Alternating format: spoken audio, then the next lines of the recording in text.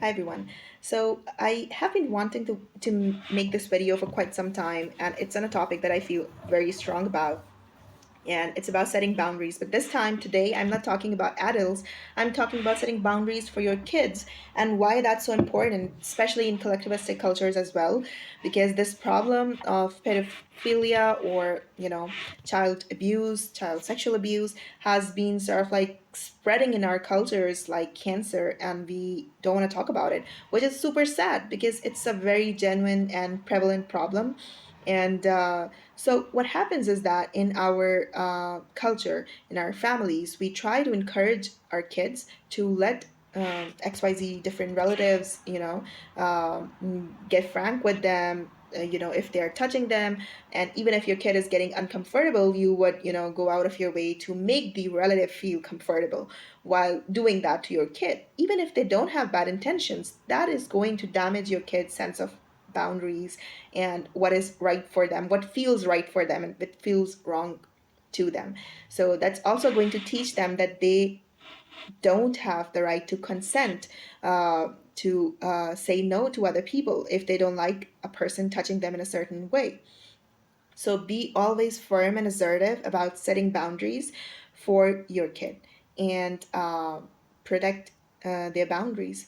And if your child is feeling uncomfortable when another person is touching them in a certain way, even if you or the other person or somebody else, um, wise and you know prized in your family, thinks that is okay, if it doesn't feel okay to your kid, stand by your child.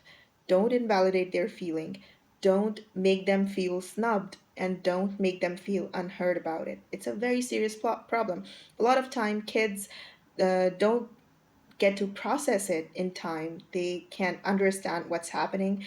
They can't make sense of it, that they, don't get to share with their parents or people who can actually try to save them. And at times, kids do share, and the people who are actually tasked to be protective of them, they don't hear what the kid is saying, or they say, no, we can't take action because we are bound by so many societal rules, or this XYZ, ये तो हमारा ये रिश्तेदार है और वो रिश्तेदार है, or whatever फलाना ढिमका चीज comes in between. But the moral of the story is that at the end of the day, your child matters, and their psychological health, their safety, that's all that matters. If something is threatening their safety, you have to step your foot in, and step in really strongly, because that's your kid we're talking about. So what you can do is you can always be firm about the boundaries and the right to say no for your kid. If your child is asking other people to, not to touch them, you have to support your kid. And you have to establish from the beginning that nobody smothers your child with unasked for physical touches without asking their permission first. And I'm gonna warn you, a lot of people, close people to you, won't like it. You have to be firm about it. You don't have to please that person. You have to see that that person doesn't get to, obliterate the boundary, the sense of boundary of your kid.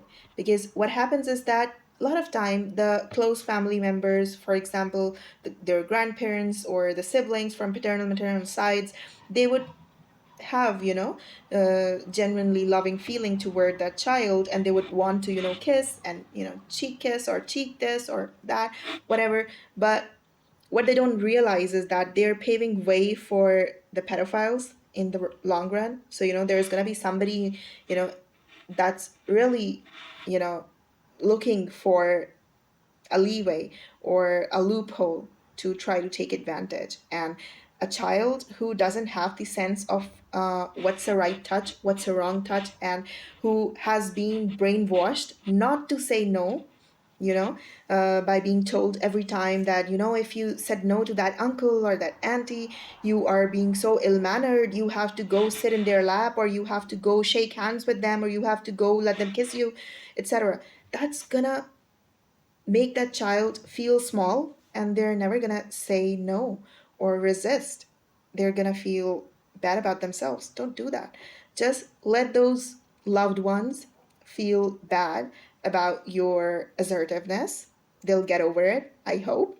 If not, you can talk to them why you were taking that step. But always protect your child about it, because it is a very real problem. And the sad thing is that statistically, a lot of transgressors who get to take advantage of a child are either in their close family, or they have very easy access to the child. These transgressors, these pedophiles would, um, try to make the child scared. They would try to create situations of coercion, or make the child feel so afraid. They would try to manipulate them in a way so they don't get to tell others about it, because if they tell others about it, they're going to do XYZ thing, or nobody's going to believe them. But always give your child the trust and the tools of seeking help in this situation. Tell them about safe people, who the safe people are in your family, right? So technically, even the safe categories have had, cases of transgressions against a child, which is very sad again. But ideally, the safe categories would be parents, so mom and dad and grandparents from both maternal and paternal sides, so nana, nani, dada, dadi. And again, the feminine relations, they take precedence over the male ones, because the child would feel a little bit comfortable sharing it as well.